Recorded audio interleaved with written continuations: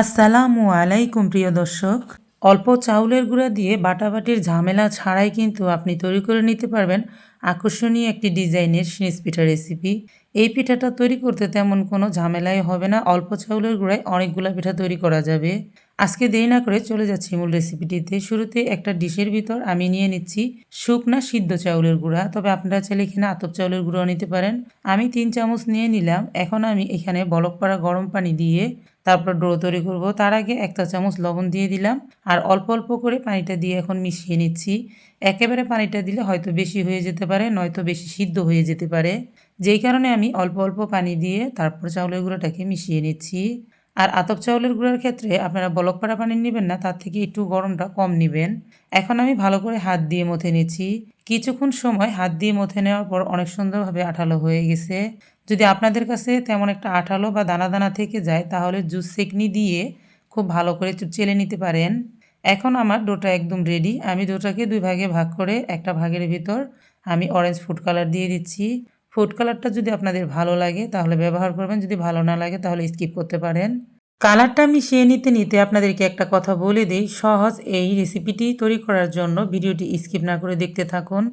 আর যারা এই মুহূর্তে ভিডিওটি আপনারা দেখছেন তারা একটি লাইক দিতে যদি ভুলে গিয়ে থাকেন তাহলে অবশ্যই একটি লাইক দিয়ে দিবেন। এদিকে কালারটা কিন্তু আমার রেডি হয়ে গেছে, 2টা কালারই একদম রেডি। এখন লাগবে আমার 2টা সিরিজ। আমি সিরিজে ভরে পিঠাটা তৈরি করব, তবে আপনারা চাইলে প্লাস্টিকের পলিতে ভরেও পিঠা তৈরি করতে পারেন। এখন আমি একটা গোল বৃত্ত এঁকে নিয়েছি, পেপার কাগজের উপর দিয়ে দিলাম প্লাস্টিক। আর এখন সিরিজ দিয়ে আপনাদেরকে পিঠাটা তৈরি করে দেখিয়ে দিচ্ছি। খুব সহজেই কিন্তু এভাবে পিঠাটা তৈরি করা যায়।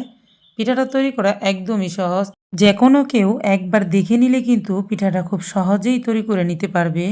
দেখতেই পাচ্ছেন আমি কিভাবে পিঠাটা তৈরি করছি। একটা সাইড কিন্তু আমার হয়ে গেছে। এখন উপর দিয়ে দেখতে ভালো লাগার জন্য আরেকটা প্যাচ দিয়ে দিচ্ছি। এভাবেই কিন্তু এই পিঠাটা আপনারা তৈরি করতে পারবেন। দেখতে অনেক বেশি সুন্দর লাগে আর এটা খেতেও খুব সুস্বাদু। আর মাঝখানটা আমি সিজ দিয়ে একটু ফাঁকা করে দিলাম যাতে ভাজতে সুবিধা হয়। প্রথম পিঠাটা আমার তৈরি করা হয়ে গেছে। এখন আরও কয়েকটা পিঠা আপনাদের বোঝার সুবিধার্থে তৈরি করে দেখিয়ে দিচ্ছি। প্রিয় দর্শক, হারিয়ে যাওয়া দিনগুলো থেকে কিন্তু এই পিঠাটা অনেক বেশি জনপ্রিয় ছিল। তখনকার সময় গ্রাম অঞ্চলে এই পিঠাটা না হলে কিন্তু চলতোই না। এখন পরিশ্রমের কারণে, সময়ের কারণে অনেকেই এই পিঠা তৈরি করতে চায় না। যার কারণে আমি খুব সহজভাবে আপনাদেরকে দেখিয়ে দেই। এই পিঠাটা যে কোনো প্রোগ্রামে, যে কোনো অনুষ্ঠানে অথবা বিকেলের নাস্তা হিসাবে কিন্তু খুবই একটি পুষ্টিকর খাবার। বাহিরের জিনিস কিনে খাওয়ার থেকে হাতে তৈরি করে এই পিঠাগুলো খেয়ে নিলে কিন্তু অনেক বেশি ভালো লাগে। যেমন সুস্থতার ক্ষেত্রে ভালো, তেমন নাস্তার ক্ষেত্রে এবং যে কোনো মেহমান আপ্যায়নে কিন্তু এই পিঠাটা একদম জমে যায়। তাই সহজ পদ্ধতিতে যদি আপনারা এভাবে পিঠাটা তৈরি করে নিতে পারেন তাহলে কিন্তু বাজার থেকে কিনে খাওয়ার আর ঝামেলা থাকলো না। আর অসুস্থতা হওয়ারও কোনো কিন্তু ঝামেলা থাকলো না। তার কারণে বলবো, যারা এখনও তৈরি করেননি তারা একবার হলো এই সহজ পদ্ধতিতে পিঠাটা তৈরি করে খেয়ে দেখবেন। দেখতে যতটা লোভনীয়, খেতে কিন্তু ততই বেশি মজাদার। আরও একটা সুবিধা হচ্ছে একবার তৈরি করে নিয়ে কিন্তু সারা বছর সংরক্ষণ করা যায়। যখনই প্রয়োজন তখনই কিন্তু হালকা একটু রৌদ্রে দিয়ে তারপর তেলে ভেজে এই পিঠাগুলো খাওয়া যায়। একে একে আমি আপনাদেরকে 3টা পিঠা তৈরি করে দেখিয়ে দিলাম। এখন অরেঞ্জ ফুড কালারটার যে পিঠাটা রয়েছে সেটাও আমি তৈরি করে দেখিয়ে দিচ্ছি।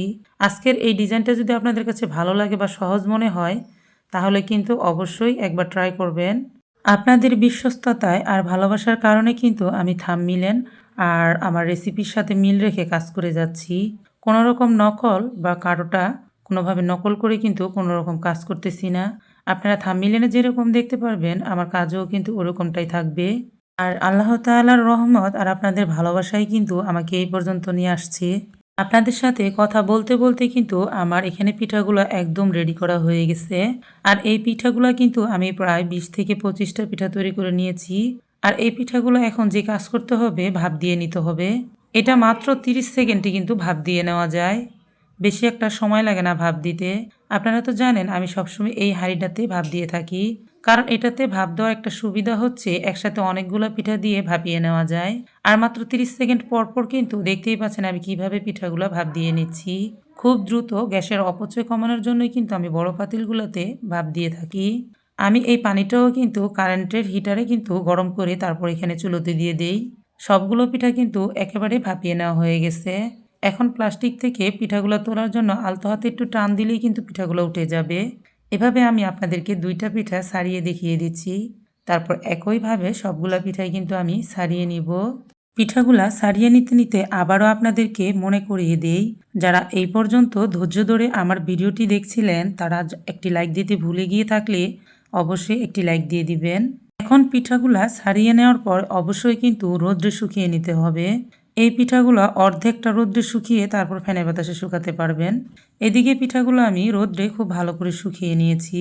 এখন সারা বছরের জন্য এই পিঠাগুলো কিন্তু আপনারা সংরক্ষণ করতে পারবেন একটি ঢাকনাযুক্ত বয়ামের ভিতরে করে। আর বের করে খাওয়ার আগে অবশ্যই হালকা একটু রোদ্রে দিয়ে তারপর ভেজে নেবেন। তাহলে পিঠাগুলা ড্যাম হবে না আর ফুলকো ফুলকো হবে অনেক বেশি। এখন পিঠাগুলো আমি তেলে ভেজে দেখিয়ে দিচ্ছি। সবগুলা ভাজবো না, অল্প কিছু পিঠা আমি ভেজে দেখিয়ে দিচ্ছি।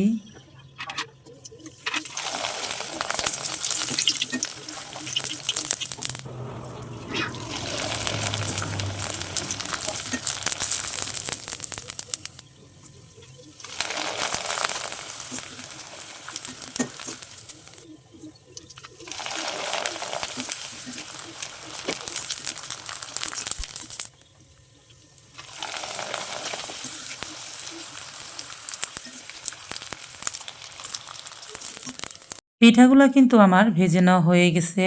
আর প্রিয় দর্শক, পিঠাগুলো আমি গরম গরম রোদ থেকে এনেই ভাজার কারণে কিন্তু কালারটা একটু ড্যাম হয়ে গেছে।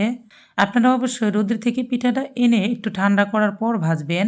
তেলটা বেশি গরম থাকার কারণে আর রোদ্রে থেকে পিঠাগুলো একদম গরম থাকার কারণে কিন্তু ভাজাটা ভেজে ওঠার আগেই কিন্তু কালারটা একটু ড্যাম হয়ে গেছে। যার কারণে রোদ থেকে পিঠাটা এনে তারপরে কিন্তু একটু ঠান্ডা করে তারপর ভাজতে হবে। এদিকে আমি কিছুটা মিঠা শিরা করে রেখেছি, সেটাই এখন পিঠার উপরে ছড়িয়ে দিচ্ছি। তবে আপনারা চাইলে গরম গরম পিঠার উপরে চিনি ছিটিয়ে দিয়ে খেতে পারেন। আবার মিষ্টি জাতীয় কোনো জিনিস পছন্দ না করলে এমনিতেও খেতে পারেন। তো প্রিয় দর্শক, আজকের এই রেসিপিটি যদি আপনাদের কাছে একটুও ভালো লেগে থাকে তাহলে অবশ্যই ভিডিওটিতে একটি লাইক করে দিবেন। তবে যারা আজকে একদমই নতুন আমার চ্যানেলটিতে ভিজিট করেছেন তারা অবশ্যই কিন্তু আমার চ্যানেলটিকে সাবস্ক্রাইব করে আমার পাশেই থেকে যাবেন। তো প্রিয় দর্শক, আজ এই পর্যন্তই। আরও একদিন চলে আসবো নতুন কোনো পিঠার রেসিপি নিয়ে ইনশাল্লাহ। ততক্ষণ পর্যন্ত আপনারা সকলেই ভালো থাকবেন। সকলের সুস্থতায় কামনায় আল্লাহ হাফেজ।